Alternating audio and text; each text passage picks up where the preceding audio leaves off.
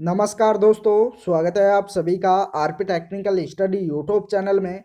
तो दोस्तों, आज की इस वीडियो में अपन बात करेंगे इलेक्ट्रीशियन थ्योरी के 1500 एमसीक्यू सीरीज का ऑनलाइन टेस्ट नंबर 32 के बारे में। 31 पहले अपलोड हो चुके हैं, जिनका लिंक आपको नीचे डिस्क्रिप्शन में मिल जाएगा, तो आप वहां से देख लेना अगर अभी तक नहीं देखे हो तो। क्योंकि सभी क्वेश्चन बहुत इंपॉर्टेंट क्वेश्चन है, जिसमें अपन ने 875 तक के क्वेश्चन देख लिए थे। आज की इस वीडियो में आगे के क्वेश्चंस को देखेंगे, तो चलिए शुरू करते हैं क्वेश्चन नंबर 876 से। तो क्वेश्चन है, ट्रांजिस्टर में होता है, ट्रांजिस्टर में क्या होता है। ऑप्शन ए दे रखा है, एक पीएन जंक्शन होता है। बी दे रखा दो पीएन जंक्शन होते हैं। सी दे रखा तीन पीएन जंक्शन होते हैं। डी दे रखा चार पीएन जंक्शन होते हैं। तो ट्रांजिस्टर होता है, उसमें कितने पीएन जंक्शन होते हैं। फटाफट से राइट आंसर बताना है, फटाफट से कमेंट करो इसका राइट आंसर कौन सा होगा। तो दोस्तों, इसका राइट आंसर हो जाएगा दो पीएन जंक्शन होते हैं। करेक्ट आंसर होगा ऑप्शन नंबर बी। अगला क्वेश्चन, अगला क्वेश्चन दे रखा है, निम्नलिखित में से बल की इकाई क्या है। इनमें से बल की इकाई बताना है, ओम, जूल, वोल्ट या न्यूटन। तो बल की इकाई कौन सी होती है। तो दोस्तों, इसका राइट आंसर हो जाएगा न्यूटन होती है। करेक्ट आंसर होगा ऑप्शन नंबर डी। अगला क्वेश्चन, अगला क्वेश्चन दे रखा, दो नजदीकी पोल के बीच की दूरी का केंद्र खालिस्तान कहा जाता है। Back pitch, pole pitch, coil span या औसत पिच। तो दो नजदीकी पोल के बीच की दूरी का केंद्र क्या कहा जाता है। इसका राइट आंसर हो जाएगा पोल पिच। करेक्ट आंसर होगा ऑप्शन नंबर बी। अगला क्वेश्चन, दोस्तों अगला क्वेश्चन दे रखा, लेड एसिड सेल की वाट हाउर कुशलता किस प्रतिशत के बीच बदलती रहती है। 20 से 40%, 40 से 60%, 70 से 80% या 90 से 95%।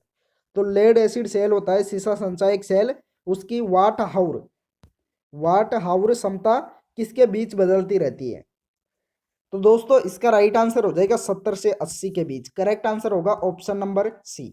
अगला क्वेश्चन, अगला क्वेश्चन दे रखा, जब किसी चालक का प्रतिरोध बढ़ता है तब क्या होता है। इसकी लंबाई घटती है, इसकी प्रतिरोधकता घटती है, इसका अनुप्रस्थ काट का क्षेत्रफल घटता है। डी दे रखा, इसकी लंबाई बढ़ती है और अनुप्रस्थ काट क्षेत्रफल बढ़ता है। तो जब किसी चालक का प्रतिरोध बढ़ता है तो इसमें क्या होता है, राइट आंसर बताइए। तो दोस्तों, इसका जब प्रतिरोध बढ़ता है तो इसकी अनुप्रस्थ काट क्षेत्रफल क्या होता है, घटता है। तो इसका राइट आंसर हो जाएगा ऑप्शन नंबर सी। अगला क्वेश्चन,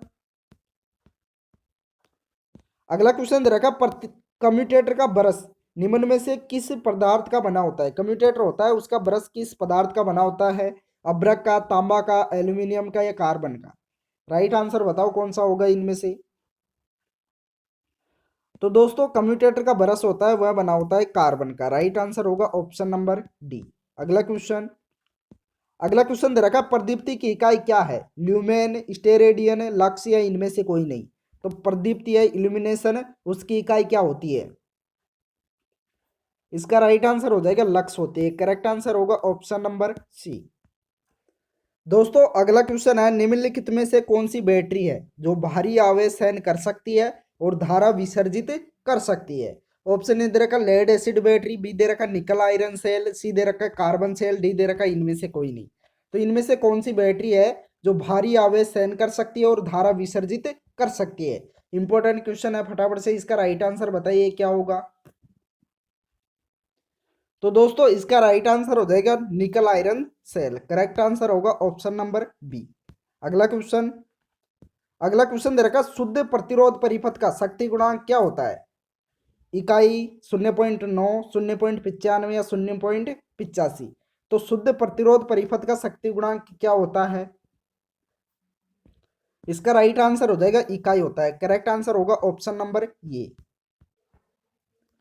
अगला क्वेश्चन दे रखा है, एक चार पोल वाले सिंप्लेक्स लैप वुंड आर्मेचर में समांतर पथों की संख्या कितनी होगी।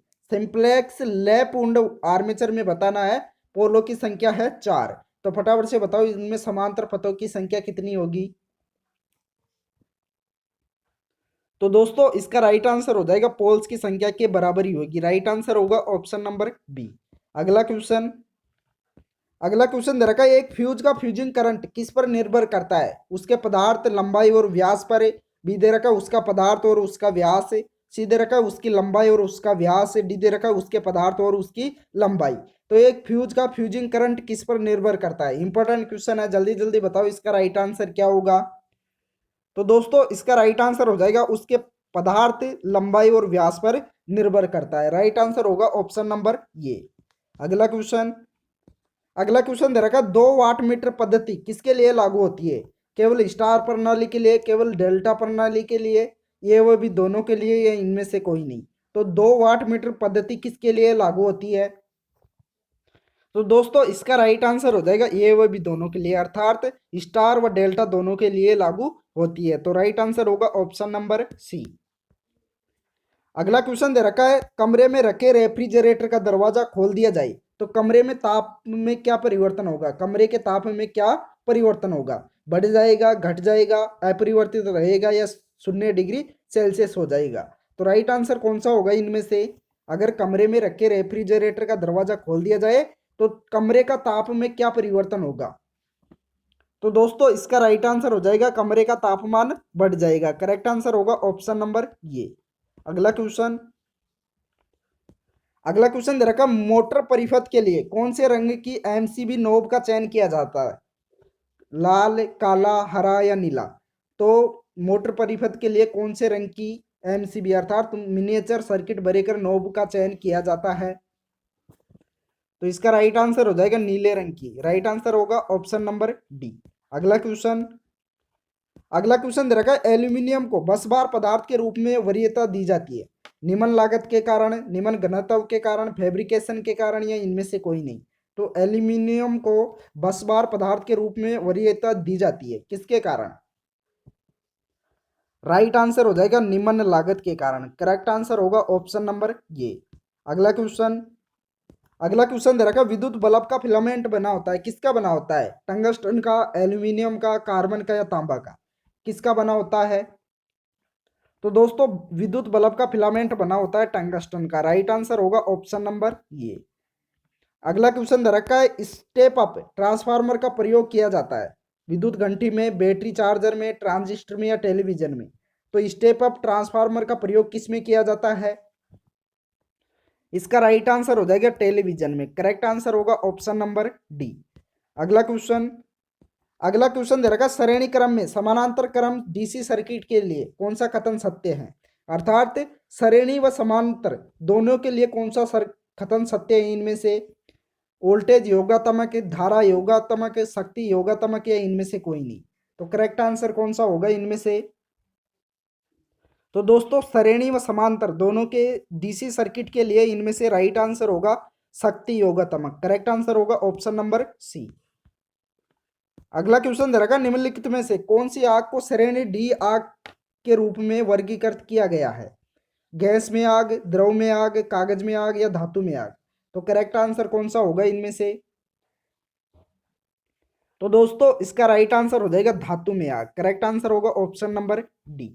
अगला क्वेश्चन, अगला क्वेश्चन दे रखा है डीसी मोटर की यांत्रिक विशिष्टता का वक्र खालिस्तान के बीच संबंध बनाता है गति और टॉर्क के बीच, लोड और गति के बीच, गति और आर्मेचर धारा के बीच, या टॉर्क और आर्मेचर धारा के बीच?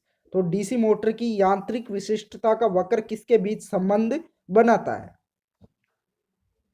इसका राइट आंसर हो जाएगा गति और टॉर्क के बीच। करेक्ट आंसर होगा ऑप्शन नंबर ये। अगला क्वेश्चन, दोस्तों अगला क्वेश्चन दे रखा आई ई नियम के अनुसार किसी भी दो भू इलेक्ट्रोड के बीच न्यूनतम दूरी क्या होनी चाहिए? 1.5 मीटर, 3 मीटर, 5 मीटर, या 6.75 मीटर? तो राइट आंसर कौन सा होगा इनमें से? तो दोस्तों दो भू इलेक्ट्रोड अर्थात दो अर्थिंग इलेक्ट्रोड के बीच न्यूनतम दूरी होनी चाहिए 5 मीटर की। करेक्ट आंसर होगा ऑप्शन नंबर सी। अगला क्वेश्चन, अगला क्वेश्चन दे रखा किसी तत्व का परमाणु भार सबसे कम है इनमें से कौन सा तत्व है जिसका परमाणु भार सबसे कम है? ऑक्सीजन, कार्बन, नाइट्रोजन, या हाइड्रोजन? तो दोस्तों सबसे कम परमाणु भार है हाइड्रोजन का। राइट आंसर होगा ऑप्शन नंबर डी।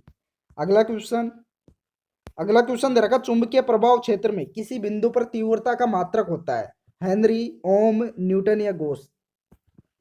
इसका राइट आंसर हो जाएगा गॉस। करेक्ट आंसर होगा ऑप्शन नंबर डी। अगला क्वेश्चन, अगला क्वेश्चन दे रखा चालकता किसके विलोमानुपाती होता है? रेजिस्टेंस के, इंडक्टेंस के, कैपेसिटेंस के, या इनमें से कोई नहीं? तो चालकता किसके विलोमानुपाती होता है? इसका राइट आंसर हो जाएगा प्रतिरोध के। करेक्ट आंसर होगा ऑप्शन नंबर ये। अगला क्वेश्चन दोस्तों, अगला क्वेश्चन दे रखा, आर्क वेल्डिंग ट्रांसफार्मर की आउटपुट होती है, कैसी होती है? निम्न वोल्टेज उच्च धारा, उच्च वोल्टेज निम्न धारा, निम्न वोल्टेज निम्न धारा या उच्च वोल्टेज उच्च धारा। तो आर्क वेल्डिंग ट्रांसफार्मर होता है, उसकी आउटपुट कैसी होती है? इसका राइट आंसर हो जाएगा निम्न वोल्टेज उच्च धारा वाली। करेक्ट आंसर होगा ऑप्शन नंबर ये।